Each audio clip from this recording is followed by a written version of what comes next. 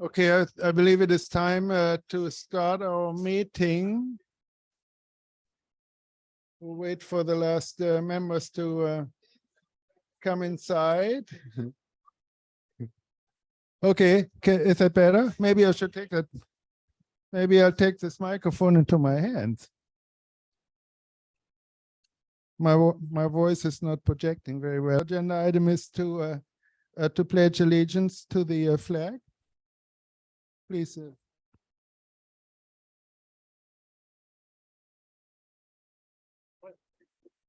Flag of the United States to the republic and one nation indivisible, with liberty and justice.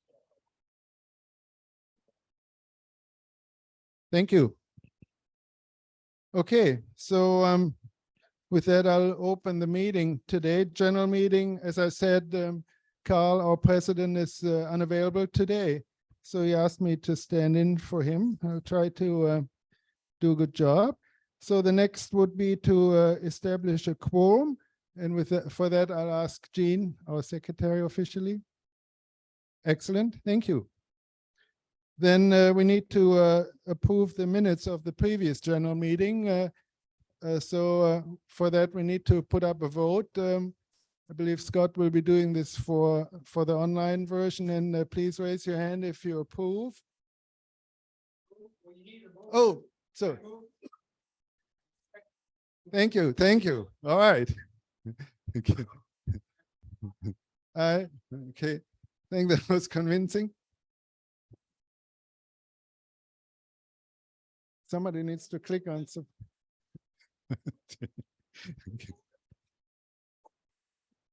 Okay, excellent. So we got our meeting minutes approved. Thank you for the help. Okay, so then officer reports would be next. Yes, please. Yes, Gil and Alan. Yes, Al. Sorry. Okay, so then Carl is running the meeting a little differently than others have in the past. So I'll do my best to simulate that for him now. He is of course not here. The next would be the vice president. Let's see, is Paul online? I'm not sure he was able to make it. Paul, he may not be online. Okay, in that case, I'll help out with his duties too.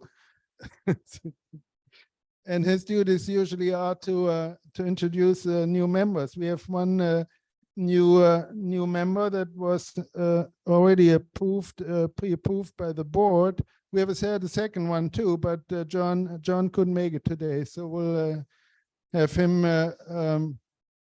voted on next time, hopefully at the picnic. But for today, we have Fu Hun, KI7TYK.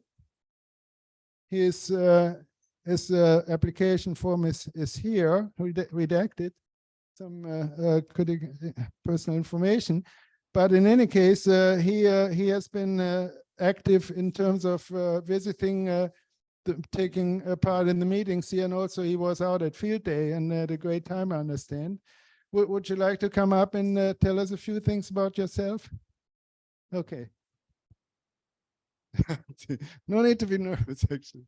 It's just us. Hi, everyone. My name is Fu, KI7TYK. Oh, sure. Can anyone hear me? Okay. Well, anyway, I'm here just like everyone to learn about this cool hobby, to have fun, make new friends, and basically to learn all this great knowledge and give it back to the community in one day. I'm very new to this hobby, and I hope you guys have the time and energy to teach me and help me to grow better. So, oh yeah.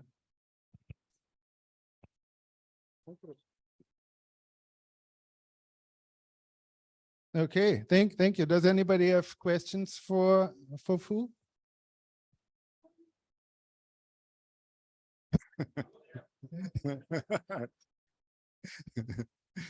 He- Yes, yes, he was there. I talked to him, yes, and many others have too. So yeah, it was fun to have him there, and he made a convincing entry, actually, in that sense, and otherwise too. Right, exactly, right. Okay, so now we have to do the voting, and for that we need to ask you to be escorted out for a while. Okay, thank you, Scott. Okay, does anybody have any comments? Okay.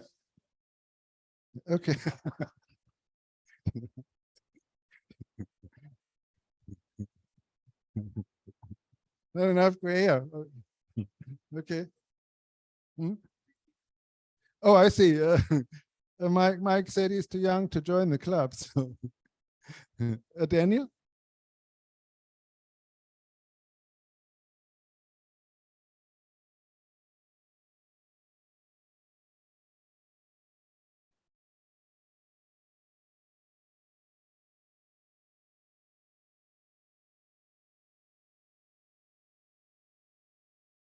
Okay, thank you, Daniel. His comment was, I'm not sure everybody heard it. Fu and his friend came, enjoyed field day, participating in all the different activities that we had, and it was a good showing. Yes. Any other comments, Alan? Uh-huh. Okay, great. Alan said he was watching him working the Goda station, which was great fun. Okay, any other questions or comments about him? If not, then we should vote. So anyone who is for him joining the club, please raise your hands. Okay, it looks convincing in the room, and there, membership vote, and online, yes.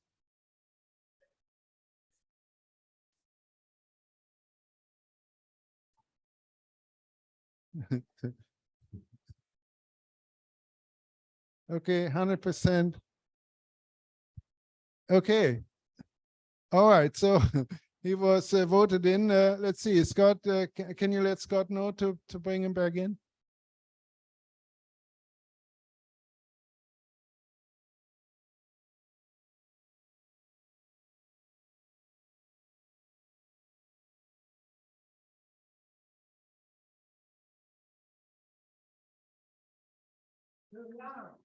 Yay!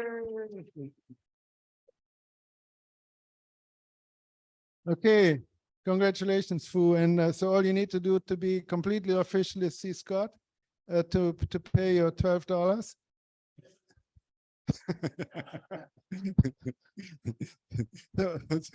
Mike thinks you're too young to join the club, but we don't necessarily agree with that.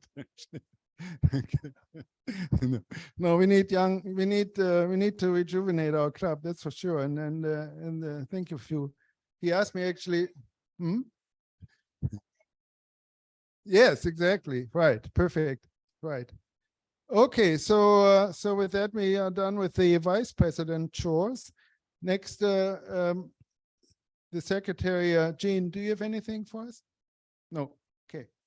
Treasurer, Scott, do you mind giving us a status update?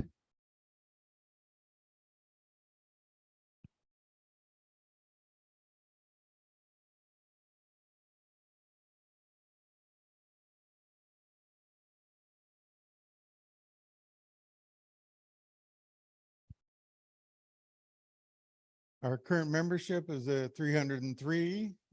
We've lost a few in the past few months. So the key thing about that is we need to encourage members to pay their dues.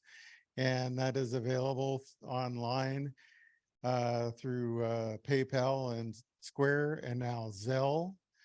But also you can pay in person at the meeting through cash or check, or else the check can also be mailed.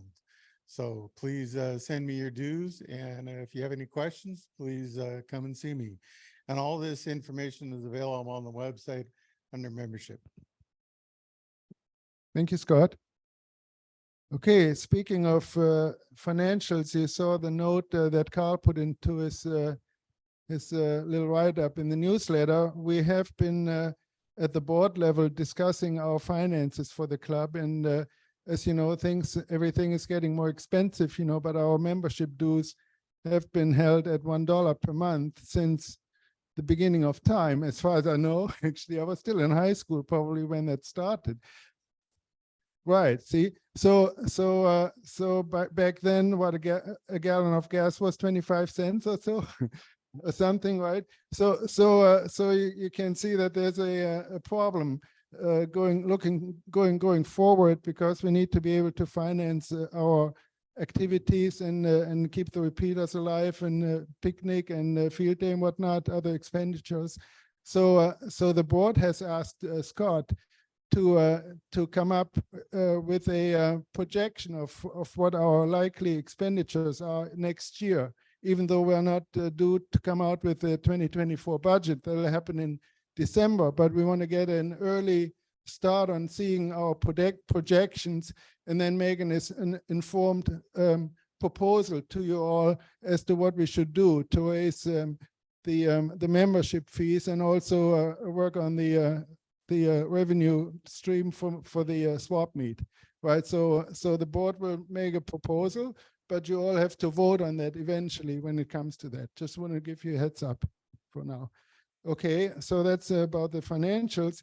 Then activity manager, David, do you have anything? Okay, excellent, including presentation. Radio officer, Hal, do you have anything for us? Okay. Yeah, you can get the microphone from Paul.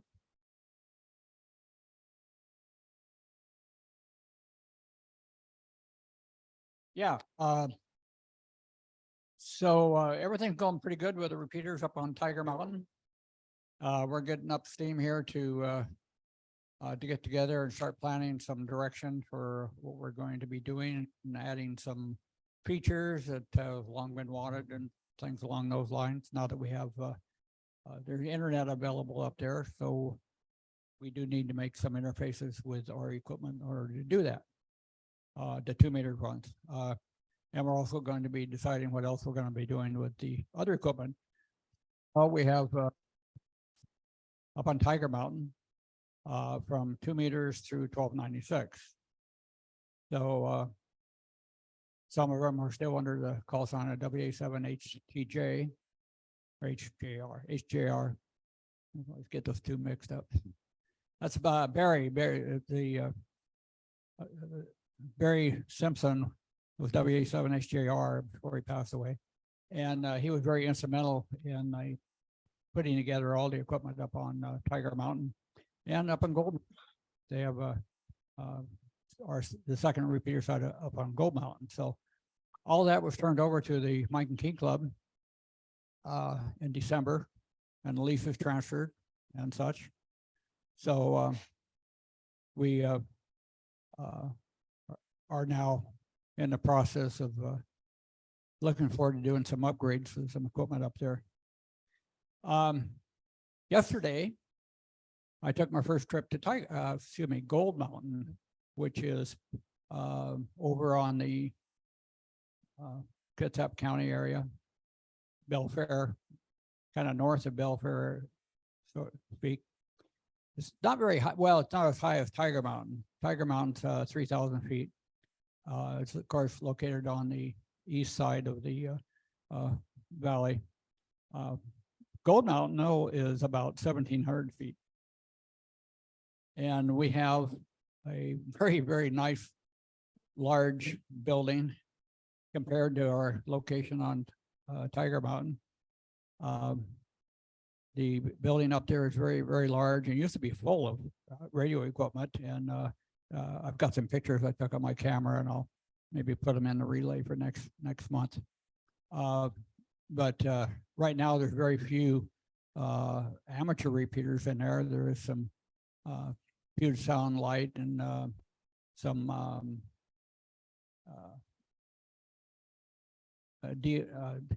Department of Transportation equipment and some other stuff, sheriff and stuff, but not. But there we go. There's not too much equipment in there, and we have a rack. And in that rack is, the only thing that's in there is an old General Electric GE station or base station, or actually Mobile, it used to be Mobile at the time.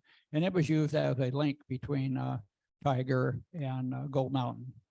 And they used to have a receiver up on Gold Mountain, and it would receive very well down the I-5 corridor going south. And I've got some pictures from up on top, and it's quite a view looking south, Mount Rainier, and of course looking north, all the way up Mount Baker, you can see and stuff. It's really, really nice. But at the exact up on top where the site is, it's quite a few trees, so you really can't see too much. So go down a couple 100 feet along the road, and there's some open spaces where you can look out and see the valleys and stuff. Really, really nice location. But currently there's nothing operational on Gold Mountain. So we're going to be trying to look and see what we're going to do up there. We do have an antenna on top, on the very tippy top of the 160-foot tower right next to the building, fed with about 2-inch hardline. Yeah, it's big. And of course, very heavy. You can figure that's probably 200 feet by the time it gets inside the building to the station. So it's not a short trip. It's probably 2 hours from my house to the top. And it's probably about an hour from the main road, driving on the dirt roads to get up to the top.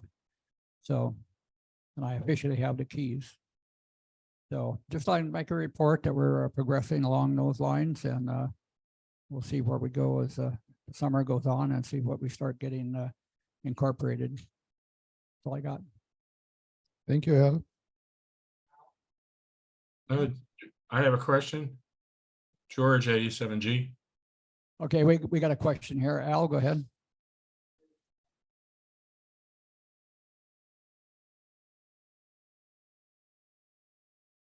Yeah, it looks like if you look on Google Earth and draw up Gold Mountain, I said if you look on Google Earth and you can look down at the top of the Gold Mountain. There's actually like 3 different operating sites up there, and so we're like the furthest, I think, west. I think that's what it's right. East. Well, I think when I looked at it from the top, anyway, we're one of the 3 sites up there. You can see it. It actually is marked on the site as a DNR site.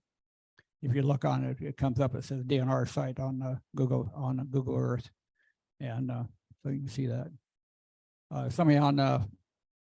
Yeah, George 87G. I had a question or comment. Go ahead, George. My understanding is that there used to be a whole bunch of equipment there, but it was removed because somebody didn't comply with the getting authority to use it. I know I had a ham-WAN connection to my house, which was taken out because they had a problem with not getting approval up there. So I don't know if you know anything about that. Well, that kind of went on a lot of different sites when the DNR got investigating things, that there were people that were into different sites and they didn't really have approval. So our location is such that we can have 2 transmitters on Gold Mountain on that site.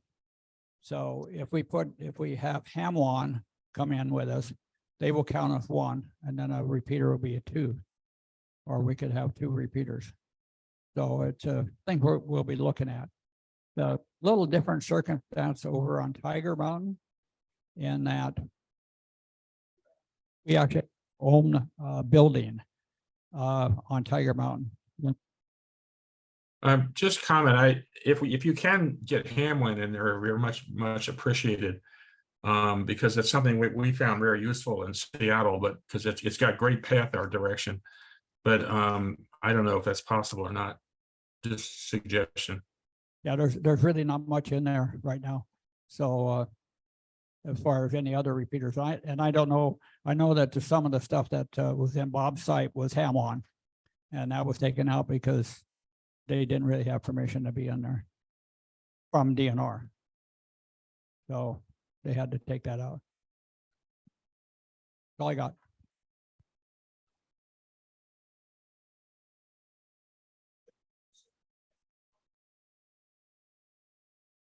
I think we would consider suggestions.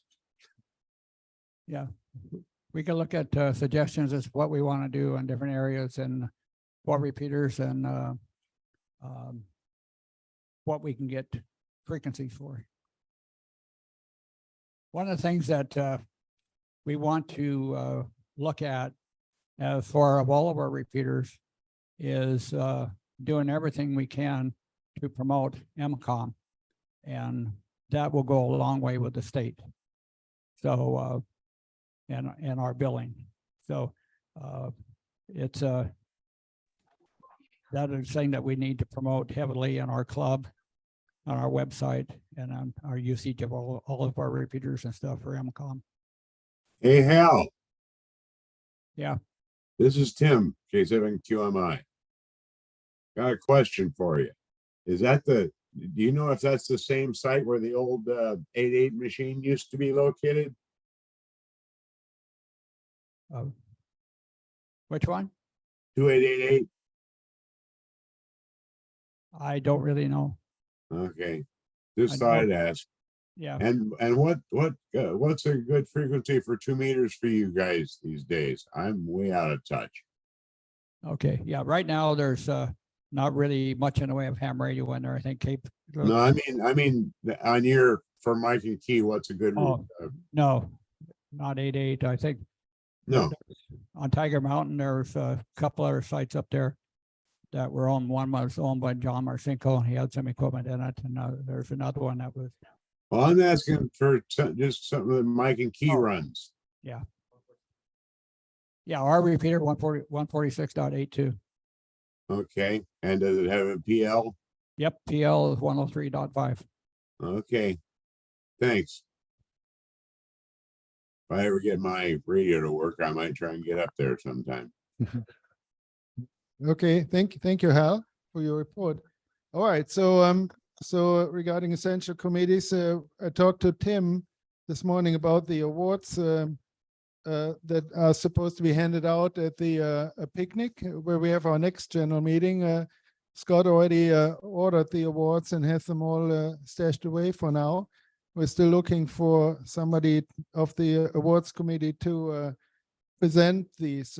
So of course, as you know, sadly, Dave, KB7 PSN passed away just 1 week after the last meeting. I remember he was just sitting here last meeting still, and we lost him a week later, unfortunately. So he's already very dearly missed for many reasons, not only for this one, of course.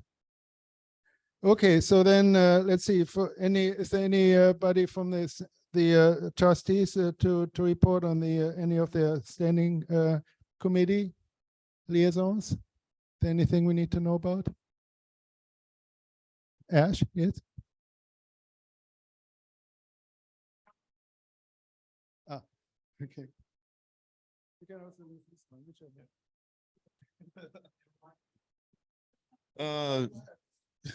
Short and sweet. Technical and Special Interest Committee kind of got off to a slow start, but we're going to start picking it up here, and Mr. Robert has graciously enlisted his help. We're going to put our heads together and come up with some ideas and some maybe some ribbit, just whatever we can think of to throw it out there and bring something else to the club and to the hobby. We can try to get what I really want to do is start getting people to a certain location every once in a while and just try different ideas we can come up with. Yeah. we're gonna get there. We're gonna get there. So. Ooh.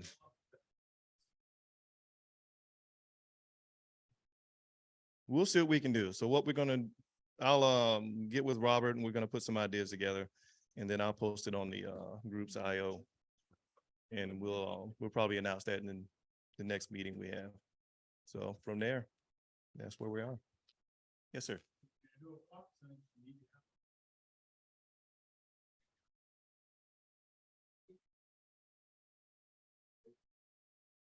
Ooh.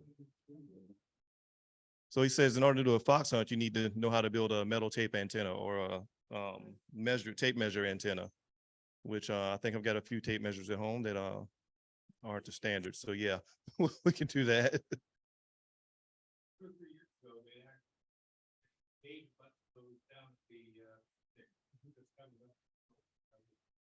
Okay. We said they made them at the picnic last time. So what we can do on the picnic coming up is we can probably experiment around with that and show people how to make those. So that would be very technical and special interest. Yeah. So if anybody in the club has any ideas, anything they want to bring up that they either want to learn or they think will be of interest to the group, bring it to my attention and we'll put it to the rest of the club members. Anything else?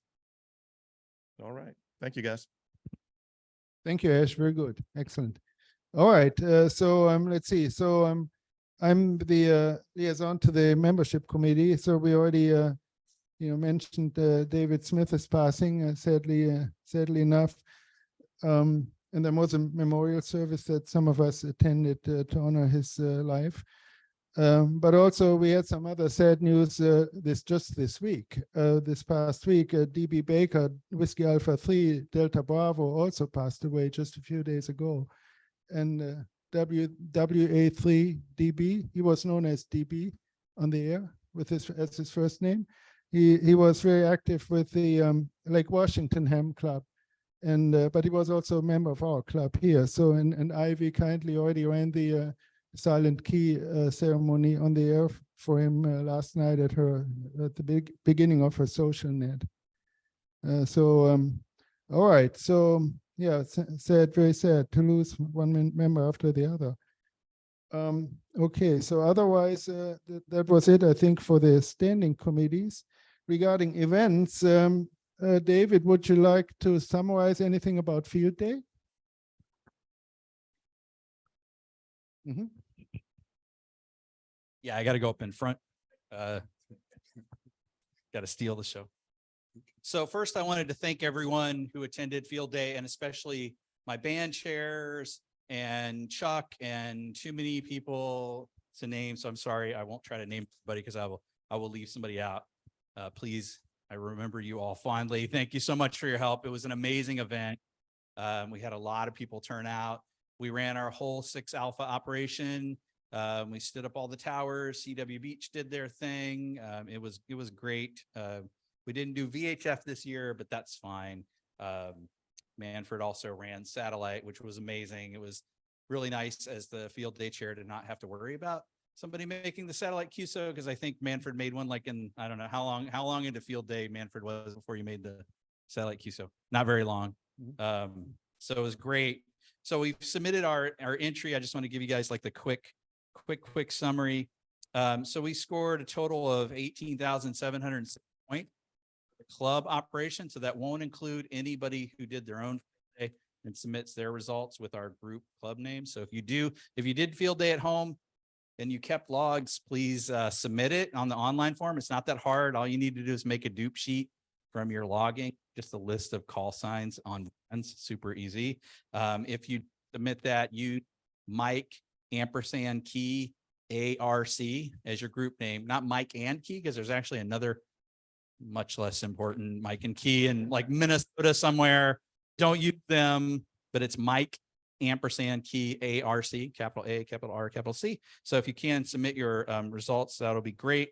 I suspect, based on what I've heard from a few people, particularly Scott, where'd Scott go? AG7T Scott scored a lot of points on his operation. I suspect we'll be over 20,000 points which is really good. But the 18,706 points for the key club operation is a 32% increase in points from last year.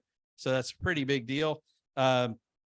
We scored more bonus points as well. So thanks to Manfred's leadership as a bonus points chair, we accomplished every possible bonus point activity except the visited from an elected official and visit from a served agency. And we only missed about 60 or so points on the other things. So that was really good performance.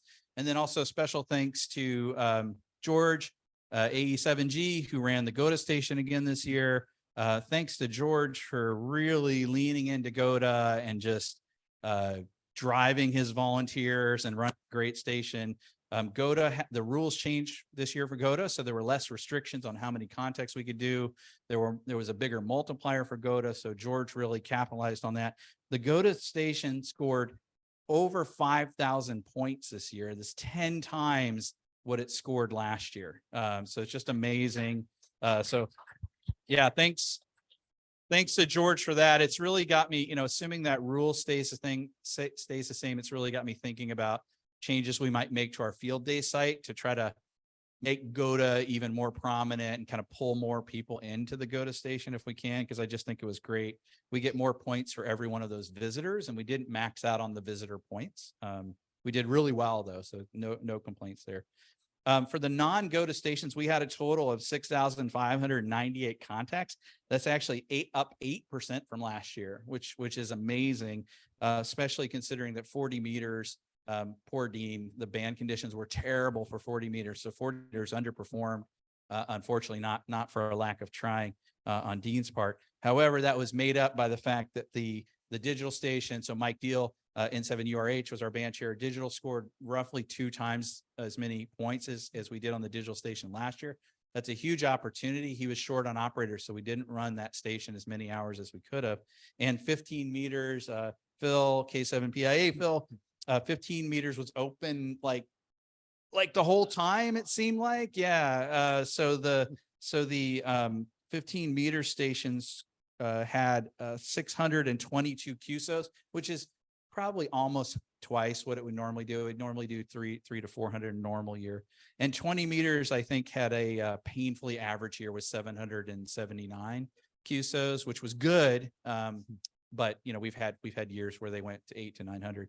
And CW Beach, as always, was a stalwart with 1,588 contacts, which I think is, hats off to Mike and company. He was short on CW ops. So if anybody wants to quickly, you have 11 months to learn CW and become a contester and get down there. Mike was working really hard to keep both the stations going. For a while there, he had some sort of like military-esque, like 2 hours on, 2 hours off, like watch schedule or something, trying to keep it going. But we could definitely use more operators. And that's kind of my theme, or sort of my feedback for this year was, I think setup and tear down were great.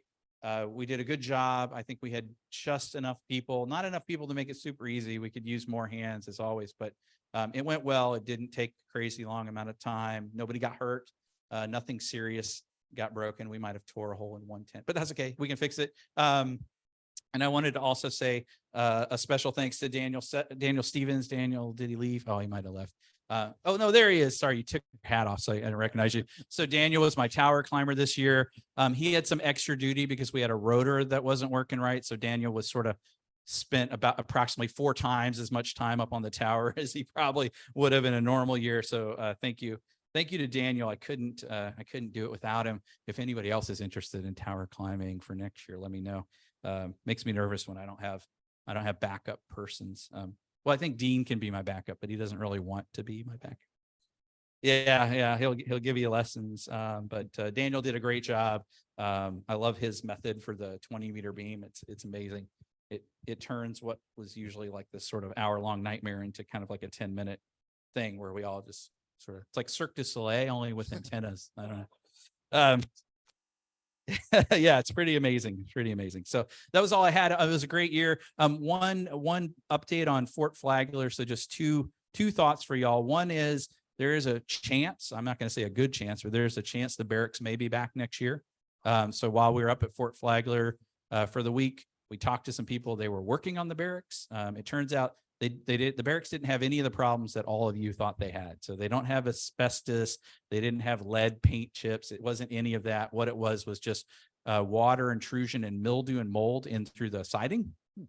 So they tore all that stuff up, and they're fixing it up, and they're doing some improvements. So the people that were working on it seem to think they would be done by the end of the year. So I think there's a chance. We'll find out in December or January. The retreat center, which is what runs those buildings, it runs separately from the campground. So they book on sort of an annual basis. So we'll start talking to them, in November, December timeframe and see if that's a possibility. And then the other thing I wanted to mention, probably would be a good topic I was going to raise it with the board, but maybe since the club is hard up for money, maybe not so much. But one of the things I noticed was a couple of years back, a group spun up there called the Friends of Fort Flagler. And I think a bunch of us knew about it, and we're like, hey, maybe we should donate some money to them, but who knows what they're going to do. I noticed traveling around the park this year that group, Friends of Fort Flagler, is actually doing a bunch of really good restoration work in the park. They installed some park benches in some really cool locations. So I think it's if anybody is interested in donating to the Friends of Fort Flagler to support Fort Flagler specifically, I would really encourage you to do that. I'm going to throw some money their way. I could see them doing good work. So it's always good to see, like really, really nice stuff going on. So we want to support the park. And on the dues thing, I don't know if anybody is going to give it a plug. If it's been $12 dues since 1970, I looked it up on my phone. $12 in $1970 is like $92 now. So I don't know what you guys are thinking for a dues increase, but I think there's a lot of room there. You can still maintain parity with inflation. So thanks everyone. Any questions or anything remaining, Alex?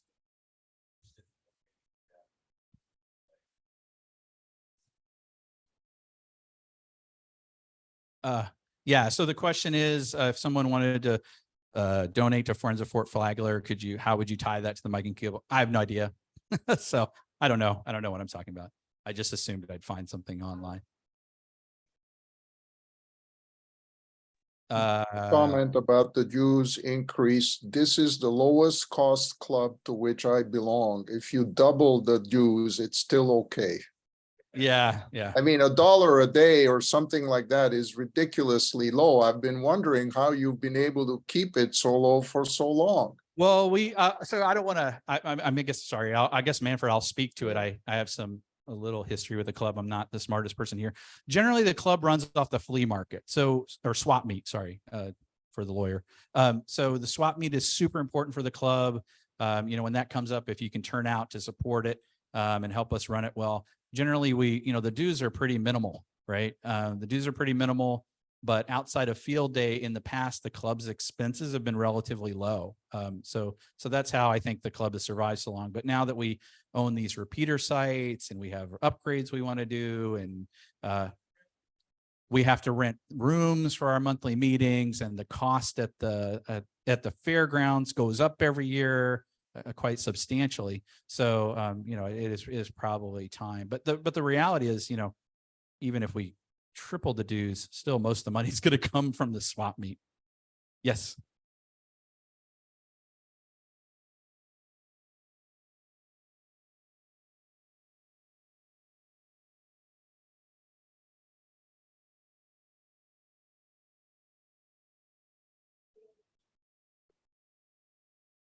Okay. Yeah. So the comment was, would we be interested in aggregating donations? Again, I'm not on the board. I'm not going to sign Scott up for anything. Just something to think about, the donation to the Friends of Fort Flagler. Anything else?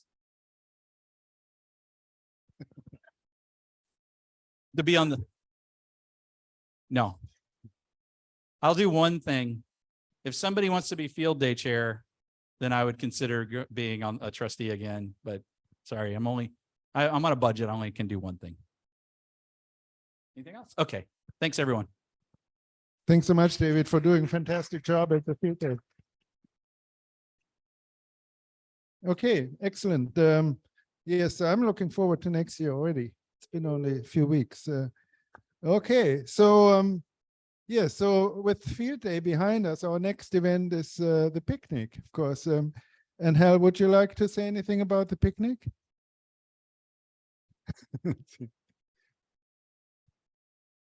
Yes.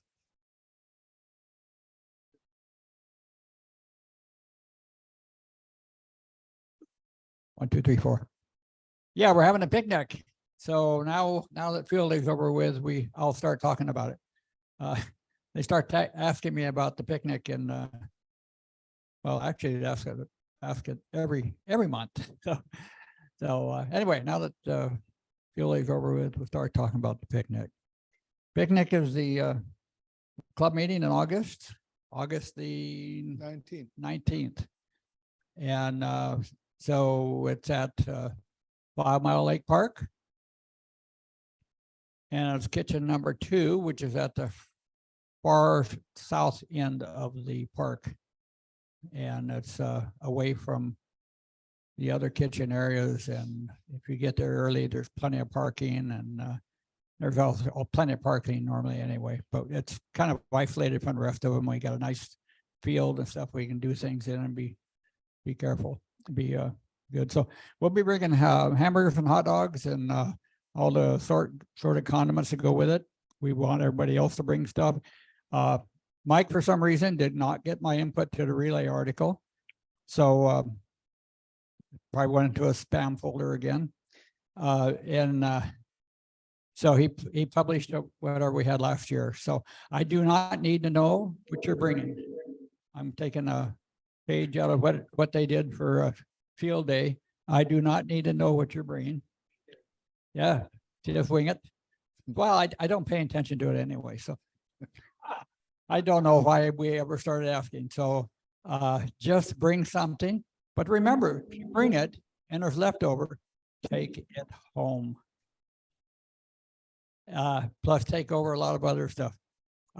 So what we do need to know is how many are going to come. And I believe we have a sign up off the link on the webpage. Homepage, there's a link for picnic and there's a sign up sheet in there. I need to get access to the, see how many have signed up on it. So I will be resending out the information to everybody directly on the picnic, which will have the information in there for signing up. And hope you can all come. Looks like it's going to be, we've had a great summer so far. It looks like there's no end in sight. So it's probably going to be very rainy that day. No, it'd probably be nice weather. It's a great little lake and great place for swimming and small boats, rowboats and stuff like that, canoes and stuff. Go out there and use it quite a little bit. And when I was a kid, I got one of my worst sunburns of my life there when I was in high school. So, but it's a great little lake and a great place to go. So that's it. Thank you, Hal. Come on, bring your family. That's the important thing. This is a family event. Try and bring your family out, your wife, your spouse, your partner, your kids, mother, father, grandfather, whatever. Bring everybody out. Have a good time. And there will be a meeting at 10 o'clock.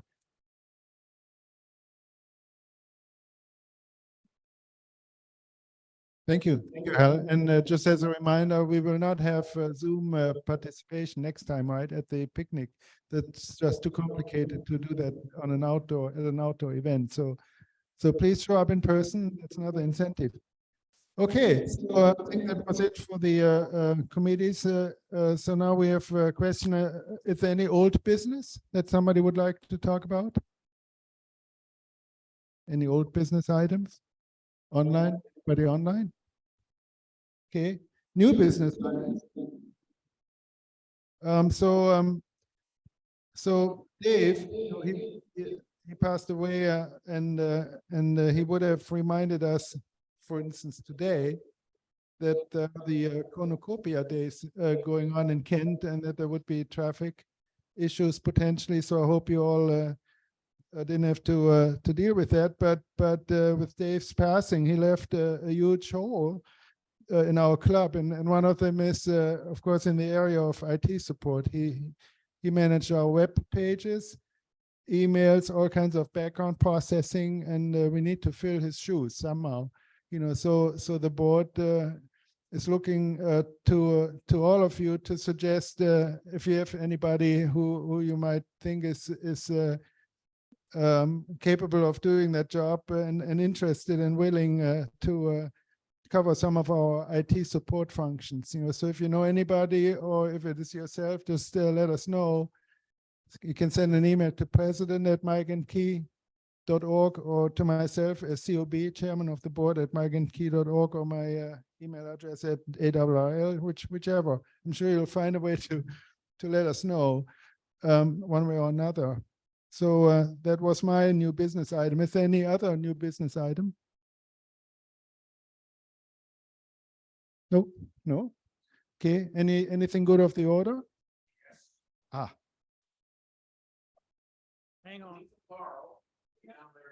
We need to be able to get the people on. Mhm. Hi, I'm Bob N6CHU. A week from tomorrow down in Graham, I'm putting up a 60-foot tower with an A3 and a ham 4 on the top.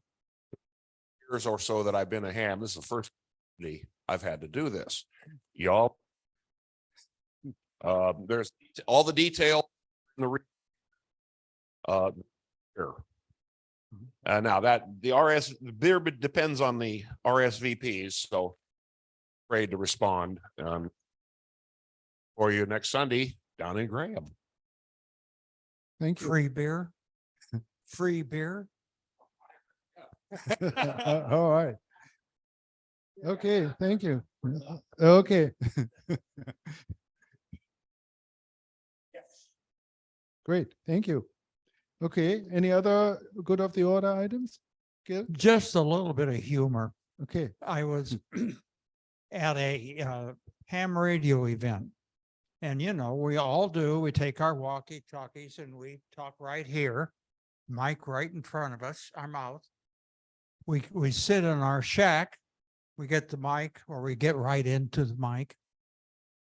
This was a ham radio group and all the speakers thought their belly button was their mic, was their mouth. And of course, when then it was a combined thing and they just couldn't hear them. It was just amusing that ham radio guys wouldn't do mic management. thank you, Gil. Good point. None of us apparently like to stand on the stage and speak, which is what this is, basically, right? That kind of microphone. Or on TV, you see them. Yes, right. We But- like microphones that have a spiral cord. Yeah. All right, thank you, Gil. Good point. Anything else? Any other? Okay.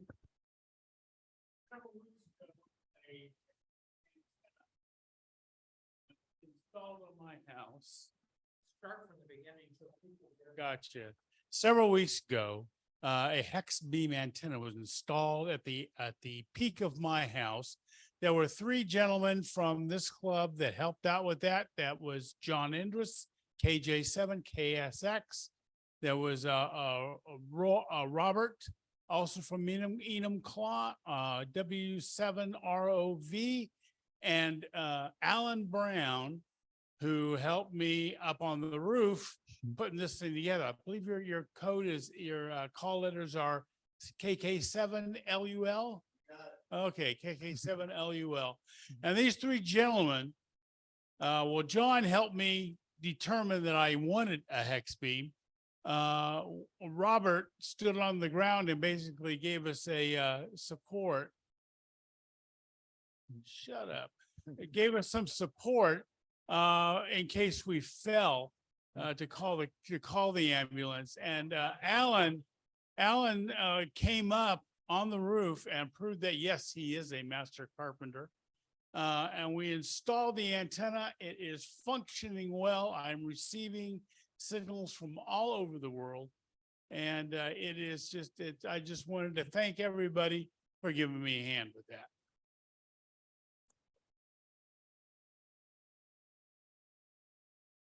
Thank you. Great job. Nice to hear your antenna is working so well. Okay, anything else? If not, do we have a motion to, oh, there, okay. All right, thank you. Thank you, everybody, for a great meeting and vote. Oh, you're right, done. Okay, thank you. Okay. Who is in favor of adjourning then? Thank you. Thank you for keeping me on. Yes, and thank you for keeping me honest. actually. Hope to see you all at the picnic next month, okay? Thank you, guys. All right.